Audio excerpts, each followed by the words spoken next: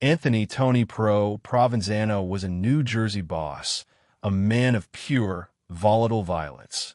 He and Hoffa were once allies, sharing control of the vast, corrupt Teamsters pension fund.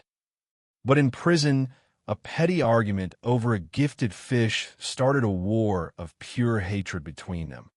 Russo knew Tony Pro was capable of anything, especially if his power and money were threatened. The dying man's next words were a location, a forgotten union-owned warehouse in Detroit.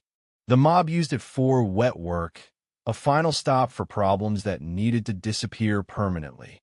Armed with this secret, Russo flew to Detroit, a city haunted by Hoffa's ghost. His first stop was the restaurant parking lot, now a silent monument to a vanished man. He needed to find a man named Sal, a retired cleaner who knew how to make stains vanish. Sal was terrified. Asking about that day is a death sentence, he whispered over cheap whiskey. But for the right price, Sal confirmed it. Hoffa never entered the restaurant that day. He was picked up by men he knew, men he thought were friends, in a maroon Mercury Marquis. They drove him to the warehouse, Sal said, his voice trembling. He thought it was for a meeting. Inside, Tony Pro and a man named Sally Buggs were waiting. The sit-down was a setup. What happened next was not business. It was personal, brutal, and final. The body was the problem. It couldn't just be buried. It had to be erased from the earth. Sal refused to say more.